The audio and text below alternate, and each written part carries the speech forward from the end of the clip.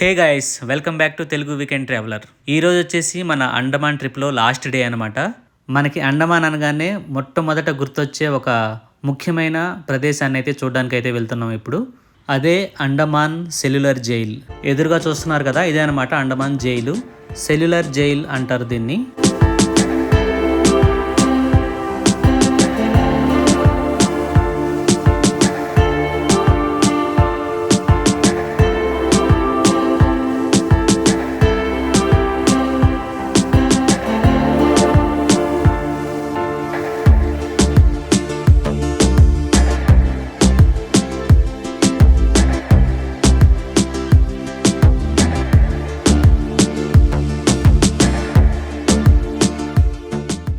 రేవల్స్ వాళ్ళకి lounge access ఉంటుందా ఉండదా అన్న చిన్న డౌట్ ఉండేది. సో చిన్నప్పటి నుంచి మనం అనుకుంటూ ఉంటాం కదా, ఎక్కువ ఓవర్ యాక్షన్ చేస్తే నిన్ను తీసుకెళ్లి అండమాన్ జైల్లో పడేస్తా అంటాం కదా. ప్రజెంట్ నేనైతే అండమాన్ జైలు దగ్గరే ఉన్నాను. ఎదురుగా చూస్తున్నారు కదా, ఇదే అనమాట అండమాన్ జైలు. సెల్యులర్ జైల్ అంటారు దీన్ని. ఇది వచ్చేసి మనకి పోర్ట్ బ్లేర్లో ఉంటుంది. పోర్ట్ బ్లేర్ సెంటర్ నుంచి అప్రాక్సిమేట్లీ ఒక 4 కిలోమీటర్స్ డిస్టెన్స్లో అయితే ఉంటుంది. ఈ సెల్యులర్ జైల్ని విజిట్ చేయాలంటే మార్నింగ్ 9 to 12 అలౌ చేస్తారు. అండ్ మధ్యాహ్నం 2 వరకు బ్రేక్ ఉంటుంది. ఆఫ్టర్నూన్ వచ్చేసి 2 నుంచి 5 వరకు అలౌ చేస్తారు. ఈవినింగ్ వచ్చేసి లైట్ షో ఉంటుంది అనమాట. మల్టిపుల్ షోస్ అయితే ఉంటాయి. సో వాటికి టికెట్స్ అయితే ఆన్లైన్లో బుక్ చేసుకోవాలి. సో అడ్వాన్స్ బుకింగ్ చేసుకోవడానికి ట్రై చేయండి, ఎందుకంటే టికెట్స్ ఈజీగా దొరకవు. లైట్ షో వచ్చేసి హిందీలో ఉంటుంది అండ్ ఇంగ్లీష్లో కూడా ఉంటుంది. ఇంగ్లీష్లో ఒక్కరోజే ఉంటుంది, అది ఎప్పుడో చూసుకొని వెళ్ళండి హిందీ రాని వాళ్ళు. జైలుకి లెఫ్ట్ సైడ్లో మనకి టికెట్ కౌంటర్ అయితే ఉంటుంది. అండ్ పెద్దవాళ్ళకి వచ్చేసి 30 రూపాయలు అనమాట టికెట్. సో అది ఎగ్జాక్ట్గా 9కి అయితే ఓపెన్ చేస్తారు. కౌంటర్లో పర్సన్ ఉన్నాడు కానీ టైము 9 అయ్యే వరకు వెయిట్ చేస్తున్నాడు అనమాట. టికెట్ అయితే ఇవ్వలేదు ఇంకా. బేసిక్గా ఈ అండమాన్ జైల్లో ఫ్రీడమ్ ఫైటర్స్ నుంచి వాళ్ళని చిత్రహింసలు అయితే పెట్టేవాళ్ళు. సో వాళ్ళని ఎలా చిత్రహింసలకి గురి చేశారనేది మనం వీడియోలో డీటెయిల్డ్గా చూద్దాం. జైలు లోపలికి అయితే వెళ్తున్నాము.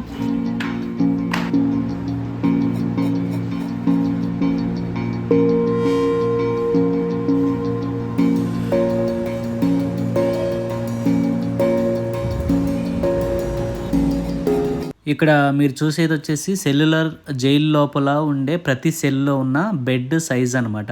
సో బెడ్ సైజ్ వచ్చేసి 6 అడుగుల ఎత్తు అండ్ 3 అడుగుల వెడల్పు. అండ్ ఇది వచ్చేసి దామోదర్ వీర్ సవార్కర్ ఉన్నారు కదా, అతని యొక్క డైరీ అనమాట. ఈ సెల్యులర్ జైల్లో ఉన్న ఫేమస్ ఫ్రీడమ్ ఫైటర్స్ యొక్క ఆటోబయోగ్రఫీస్ అనమాట ఇవన్నీ కూడా.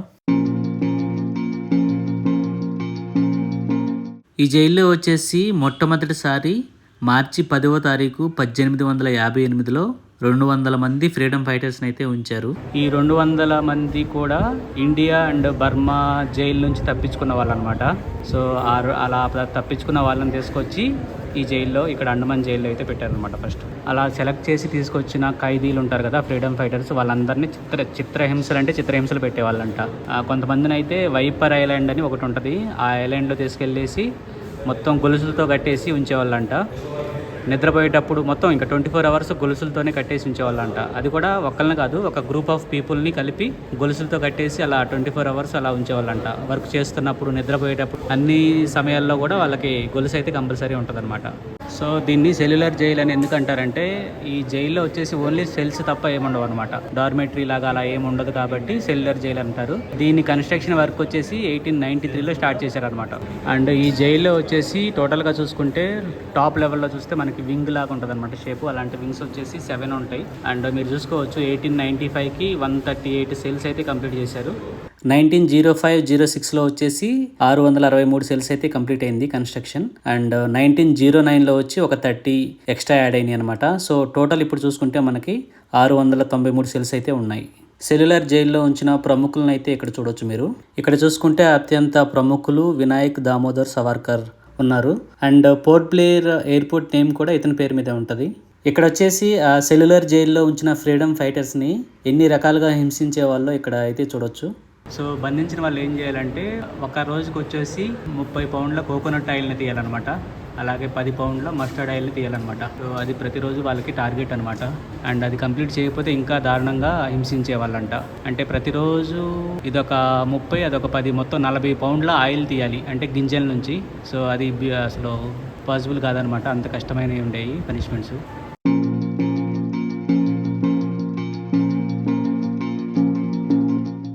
సో ఇక్కడ జైల్లో ఉంచిన ఫ్రీడమ్ ఫైటర్స్లో అత్యంత ప్రముఖులు ఎవరంటే సవార్కర్ అనమాట. సో వీళ్ళు చెప్పిన మాటలు వినండి ఏం చెప్తున్నారో. ఆయిల్ గ్రైండింగ్ ఉంది కదా, అదే కోకోనట్ ఆయిల్, మస్టర్డ్ ఆయిల్ తీయటం, అదేది మాన్యువల్గా గింజల నుంచి తీయటం అనమాట. అది మోస్ట్ డిఫికల్ట్ వర్క్ అంట. జైల్లో ఉంచిన వాళ్ళకి అలాట్ చేసే డిఫికల్ట్ వర్క్ అంట. సో అది చేసి కొంతమంది చనిపోయిన వాళ్ళు కూడా ఉన్నారంట. సో అతను చెప్తున్నారు అనమాట. సో అంత దారుణంగా హింసించే వాళ్ళంట. వాళ్ళ విలేజ్లో రోజుకి 16 పౌండ్లు మాత్రమే మస్టర్డ్ ఆయిల్ తీసేవాళ్ళంట. అలాంటిది వీళ్ళని ఒక్కొక్కళ్ళు 80 పౌండ్లు ఆయిల్ తీయడానికి హింసించే వాళ్ళంట.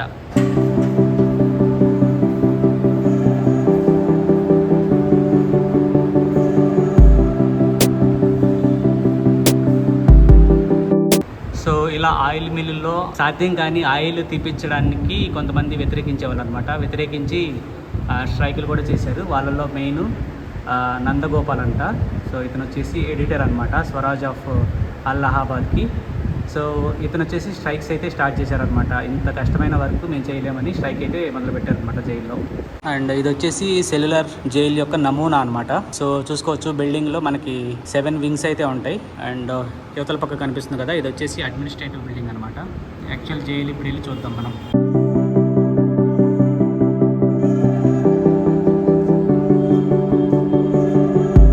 దీన్ని వచ్చేసి స్వతంత్ర జ్యోతి అంటారు, స్వతంత్ర జ్యోతి అనమాట.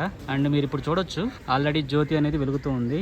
ఇంకొక స్పెషాలిటీ ఏంటంటే ఇది 24 అవర్స్ వెలుగుతూనే ఉంటుంది అనమాట ఈ జ్యోతి.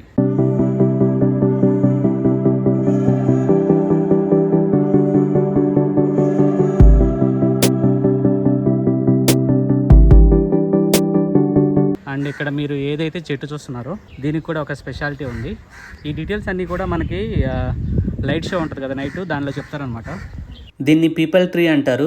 ఈ పీపల్ ట్రీ వచ్చేసి మన స్వతంత్ర భూమి కోసం ప్రాణాలను వదిలేసిన ఫ్రీడమ్ ఫైటర్స్ అండ్ వాళ్ళ స్ట్రగుల్స్కి సాక్ష్యంగా చెప్తారు. ఇటు నుంచి అయితే మనం వచ్చాం లోపలికి. ఇక్కడ ఒక జ్యోతి ఉంది, అలాగే ఇక్కడ కూడా ఇంకొక జ్యోతి ఉందన్నమాట. అది కూడా 24 అవర్స్ వెలుగుతూనే ఉంటుంది. అండ్ ఇది వచ్చేసి జైలు అనమాట. ఇలా కనిపిస్తున్నాయి కదా, వీటినే వింగ్స్ అంటారు. మనకి ఇప్పుడు ప్రజెంట్ ఇక్కడ ఒక వింగ్, ఇక్కడ ఒక వింగ్ కనిపిస్తుంది. అలాంటివి మొత్తం 7 ఉంటాయి అనమాట. అండ్ ఈ సీటింగ్ అరేంజ్మెంట్ వచ్చేసి లైట్ షో ఉంటుంది అన్నాను కదా నైట్, దానికోసం అనమాట.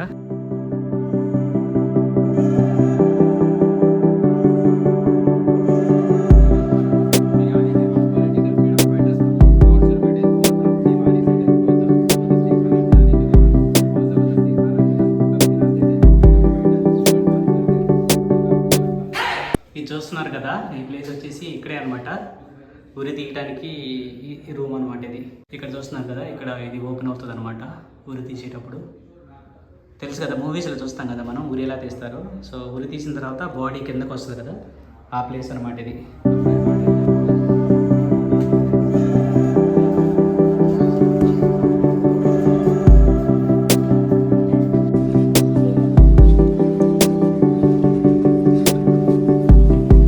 సో ఒకేసారి ముగ్గురిని అయితే ఉరి తీయొచ్చు అనమాట.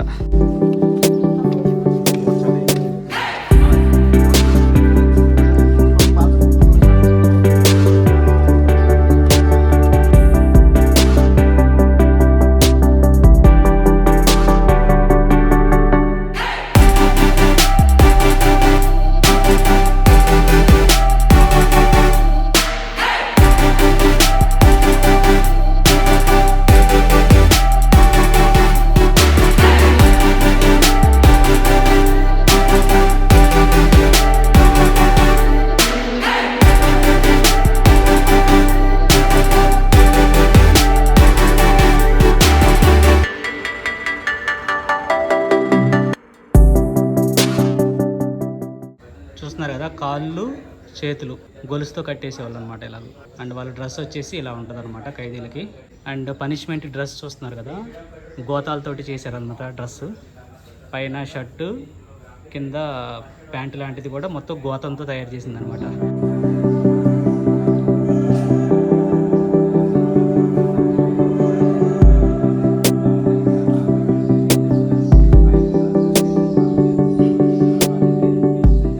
సో ఆయిల్ మిల్ అని చెప్పాను కదా, అది ఇదే అనమాట. సో ఇక్కడ మీరు చూస్తే ఇది ఒక గానుగా అంటారు కదా అలాంటిది. సో దాంట్లో మనకి గింజలు పోసి దాని నుంచి మనుషులు ఆయిల్ అనేది తీయాలన్నమాట.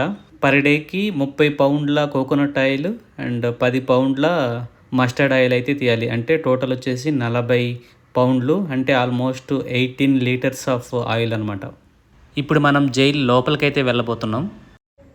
లోపల చెరసాల ఎలా ఉంటుందో చూడబోతున్నాం. ఇదిగోండి, ఓ మై గాడ్. సో ఇదనమాట, ఇలా ఉంటుంది జైలు లోపల. ఇంకా వేరే మనుషులతోటి సంబంధమే ఉండదు, లోపలైతే ఇలా ఉంటుంది అనమాట. అండ్ ఇక్కడ ఒక సెల్ ఉంటుంది, అండ్ ఇక్కడ ఒక చిన్న ఎంట్రీ లాగా ఉంది. మేబీ ఫుడ్ ఇటు నుంచి ఇస్తారేమో. సో ఇలాంటి జైల్స్ చూడండి ఎన్ని ఉన్నాయి మొత్తం.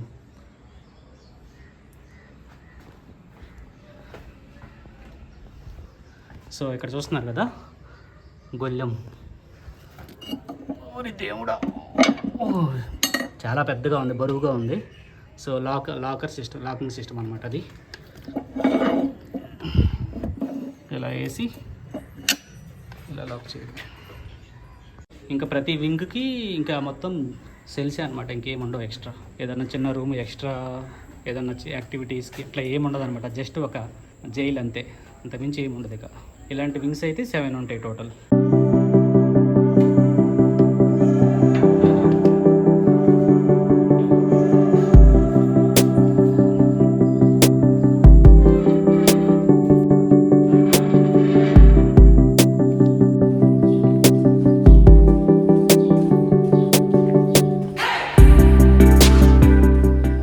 ఇప్పుడు వీర్ సవర్కర్స్ సెల్ దగ్గరికి అయితే వెళ్తున్నాం. అతని సెల్ వచ్చేసి 2nd ఫ్లోర్లో ఉంటుంది. ఆల్రెడీ చెప్పాను కదా, ఇక్కడ పోర్ట్ బ్లేర్ ఎయిర్పోర్ట్ నేమ్ వచ్చేసి అతని పేరుతోనే ఉంటుంది. 2nd ఫ్లోర్కి అయితే వచ్చేసాం. అండ్ ఇంకొక విషయం ఏంటంటే, మీరు ఈ వింగ్స్ చూసుకుంటే సపోజు ఇక్కడ ఈ సెల్లో ఉన్న వాళ్ళకి అవతల సెల్లో ఉన్న వాళ్ళు కనపడరు అనమాట. అట్లీస్ట్ మనుషులన్నా కనపడతారు అనుకుంటే అలా కూడా ఉండదు, ఎందుకంటే ఆ సెల్ ఫేసింగ్ అటు సైడ్ ఉంటుంది అనమాట. సో అన్ని 7 వింగ్స్ కూడా అలానే ఉంటాయి. సో ఇదిగోండి, ఇది వచ్చేసి వీర్ సవర్కర్స్ సెల్ అనమాట. 2nd ఫ్లోర్లో అయితే ఉంటుంది ఇది. సో అతని జ్ఞాపకార్థం మనకి ఇక్కడ చూడొచ్చు. అండ్ యాక్చువల్గా అతని సెల్ వచ్చేసి ఇదనమాట, చూడొచ్చు మీరు. లోపల అతని జ్ఞాపకార్థం ఇలా అయితే పెట్టారనమాట. సో అప్పట్లో చూస్తున్నారు కదా, అతను వాడిన బెడ్ ఇంతే అనమాట. ఇది కొంచెమే బెడ్, అండ్ ఇది వచ్చేసి దుప్పట అనమాట. సో అండ్ వాళ్ళకి భోజనం తినడానికి వాడిన ప్లేట్లు అనమాట. ఇవి వచ్చేసి ఐరన్వి, ఇవి 2 ఐరన్వే. సో అతని ఫోటో ఇవ్వండి అప్పట్లో.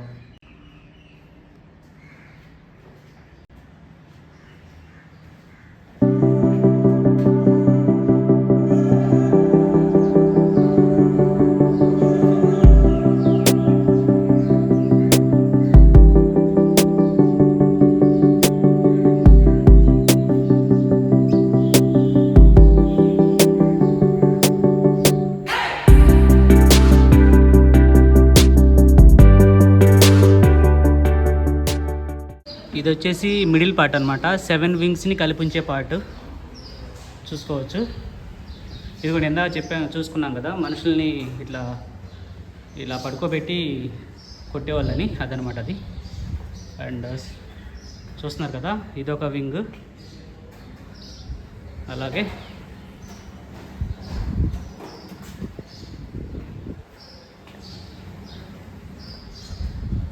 ఓ అన్నీ లేవా?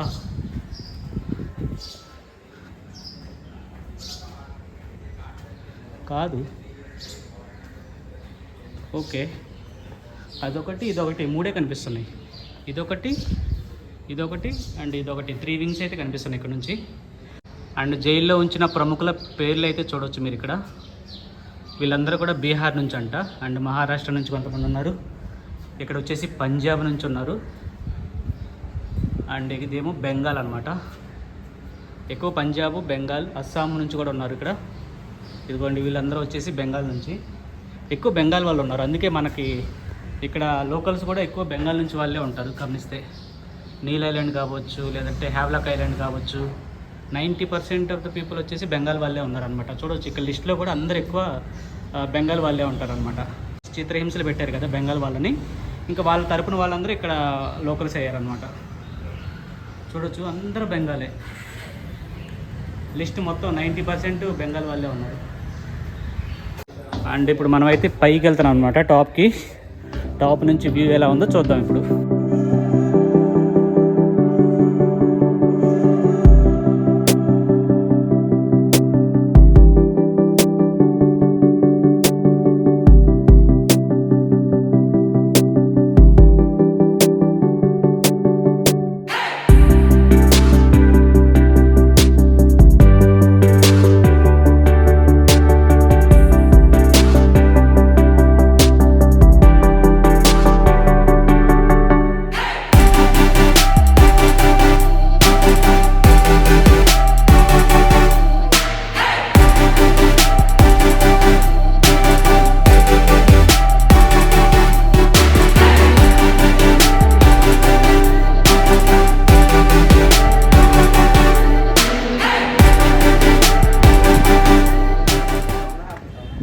ఇప్పుడు కనిపించేది వచ్చేసి రాస్ ఐలాండ్ అండ్ ఇది వచ్చేసి నార్త్ బే ఐలాండ్ అనమాట. ఆల్రెడీ ఈ 2 ఐలాండ్స్ని మనం చూసుకున్నాం. యాక్చువల్ జైల్లో కూడా ఇంకొక రిప్లికా ఉంది, చూసుకోవచ్చు. ఇది వుడ్తో చేసినట్టున్నారు. సో టోటల్ అయితే 7 వింగ్స్ అయితే ఉంటాయి యాక్చువల్ దాంట్లో. బట్ రియల్గా చూసుకుంటే మనకి 3 వింగ్సే ఉంటాయి అనమాట. అంటే ప్రజెంట్ అయితే మనకి 3 వింగ్సే మాత్రమే ఉన్నాయి. జైలు మొత్తం చూసేసుకున్న తర్వాత లాస్ట్లో మనకి ఇక్కడైతే ఫోటో గ్యాలరీ అయితే ఉంటుంది. స్టార్టింగ్లో మనకి వైపర్ జైల్ అండ్ వైపర్ ఐలాండ్కి సంబంధించిన ఫొటోస్ అయితే చూడొచ్చు. వైపర్ ఐలాండ్ అంటే ఏంటంటే ఇక్కడ ఖైదీలందరినీ కూడా, అంటే ఫ్రీడమ్ ఫైటర్స్ అందరినీ కూడా గొలుసులతో కట్టేసి హింసించే వాళ్ళంట. మీరు చూడొచ్చు ఫొటోస్లో కూడా. సో వైపర్ ఐలాండ్ అంటే దానికి ఫేమస్ అనమాట. తర్వాత మనకి రాస్ ఐలాండ్కి సంబంధించిన ఫొటోస్ అయితే ఉంటాయి. మనం జైలు పైనుంచి చూసాం కదా already, Ross Island and North Bay Island చూస్తున్నారు కదా. రాస్ ఐలాండ్లో కిచెన్ చూసుకున్నాం కదా మనం. సో ఆ కిచెన్లో తయారు చేసిన ఫుడ్ అంతా కూడా ఇలా డిస్ట్రిబ్యూట్ చేసేవాళ్ళు అనమాట ప్రిజనర్స్కి. సో ఇక్కడ ఫొటోస్ అన్నీ ఎక్కువ రాస్ ఐలాండ్కి సంబంధించినవి ఉన్నాయి. ఎందుకంటే బేసిక్గా రాస్ ఐలాండ్ వచ్చేసి బ్రిటిషర్స్ వల్ల అడ్మినిస్ట్రేషన్ బిల్డింగ్స్ అన్నీ అక్కడే ఉంటాయి అన్నమాట.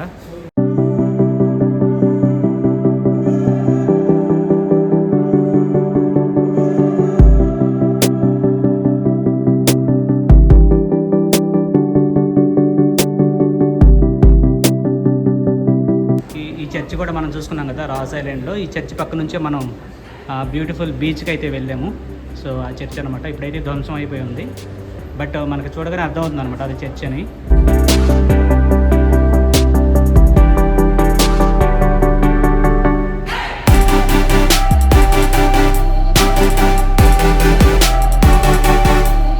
ఇది వచ్చే దారిలో కనిపిస్తుంది కదా క్లాక్ టవర్, ఇదే అనమాట. అప్పటి నుంచి అలానే ఉంది. అండ్ ఇది వచ్చేసి చర్చి.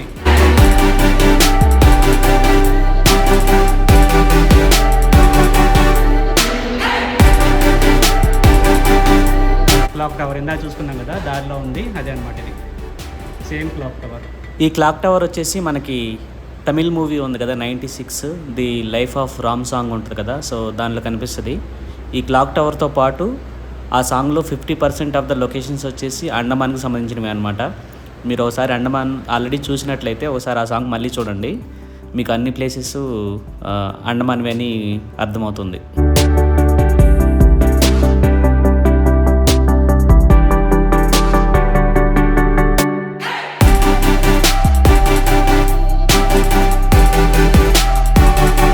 సో ఇక ఇంతటితో మన జైలు అయితే కంప్లీట్ అయిపోయింది. ఇక మనకి ఆల్రెడీ ఫ్లైట్ వచ్చేసి 1:30కి అనమాట ఆఫ్టర్నూన్. సో త్వరగా వెళ్ళేసి లగేజ్ ఆల్రెడీ ప్యాక్ చేసుకున్నాం. మనకి ఆల్రెడీ సెక్యూరిటీ చెక్స్ ఇవన్నీ ఉంటాయి కాబట్టి ఎయిర్పోర్ట్లో కొంచెం ఎర్లీగా వెళ్ళడానికి ట్రై చేస్తాం. అండ్ ఫ్లైట్ అండమాన్లో ల్యాండ్ అయ్యేటప్పుడు వ్యూస్ చూశారు కదా ఎంత బాగున్నాయో. సో సేమ్ వ్యూస్ ఇప్పుడు కూడా చూద్దాం ఎలా ఉంటుందో. మనకి విండో సీట్ దొరికితే లక్కీగా ఈరోజు కూడా మనం క్యాప్చర్ చేయొచ్చు అండమాన్స్ని ఫ్లైట్లో నుంచి.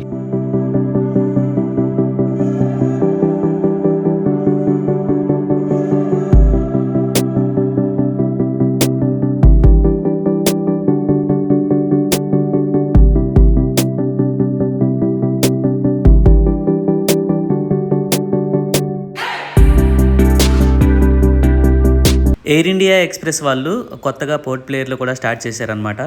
సో అందుకని దానికి సంబంధించిన సెలబ్రేషన్స్ అయితే జరుగుతున్నాయి.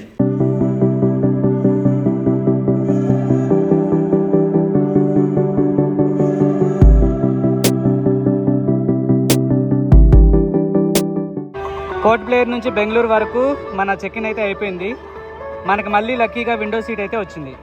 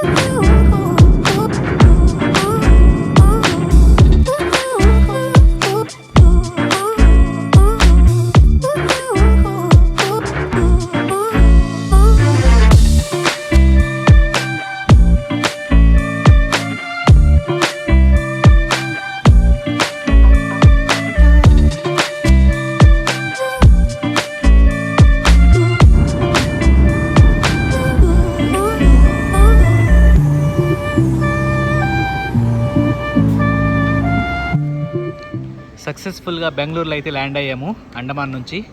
ఇక్కడ చూస్తున్నారు కదా ఎలిఫెంట్స్ రిప్లికాస్ అయితే పెట్టారు. సో బేసిక్గా ఇవి వచ్చేసి మనకి ఊటీ వెళ్ళేటప్పుడు చూసాం కదా మసీనా గుడి, ముదుమలై నేషనల్ పార్క్లో ఎలిఫెంట్స్ ఉంటాయి కదా, వాటి రిప్లికాస్ అనమాట ఇవి. చాలా బ్యూటిఫుల్గా ఉంది కదా ఎయిర్పోర్ట్.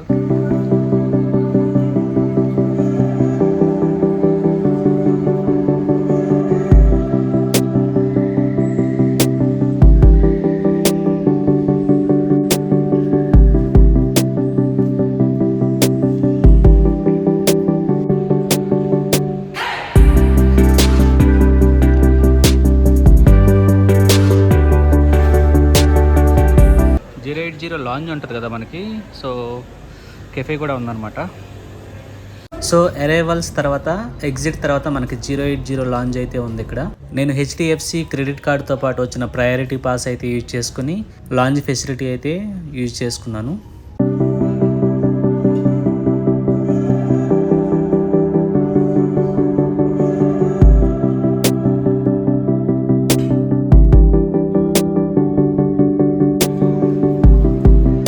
సో ఇక లాంజ్ యాక్సెస్ అయితే యూజ్ చేసుకుని రిటర్న్ అయితే వెళ్తున్నాను ఇక. సో బేసిక్గా జనరల్గా చాలామందికి డౌట్ ఉంటుంది కదా, నాకైతే డౌట్ ఉండేది. ఓన్లీ డిపర్చర్స్ వాళ్ళకే లాంజ్ యాక్సెస్ ఉంటుంది, అరైవల్స్ వాళ్ళకి లాంజ్ యాక్సెస్ ఉంటుందా ఉండదా అన్న చిన్న డౌట్ ఉండేది. బట్ అరైవల్స్ వాళ్ళకు కూడా లాంజ్ యాక్సెస్ అయితే ఉంటుంది. కాకపోతే అన్ని లాంజెస్లో యాక్సెస్ అయితే ఉండదు, కొన్నిటికే ఉంటుంది అనమాట. సో అది చెక్ చేసుకొని వెళ్తే మనకి యాక్సెస్ అయితే చేయొచ్చు. అండ్ టెర్మినల్ 2 అయితే చూస్తున్నారు కదా, చాలా బాగుంటుంది ఎయిర్పోర్టు. అండ్ ఎయిర్పోర్ట్లో క్రిస్మస్కి సంబంధించిన డెకరేషన్ అయితే స్టార్ట్ చేశారు. సో మొత్తానికి ఇక రిటర్న్ అయితే వచ్చేసాం అనమాట. మన అండమాన్ ట్రిప్ సక్సెస్ఫుల్గా కంప్లీట్ చేసుకొని. సో హోప్ అండమాన్ సిరీస్ మీ అందరికీ నచ్చిందని అనుకుంటున్నాను. నచ్చితే మాత్రం please share, like, subscribe to Telugu weekend traveller.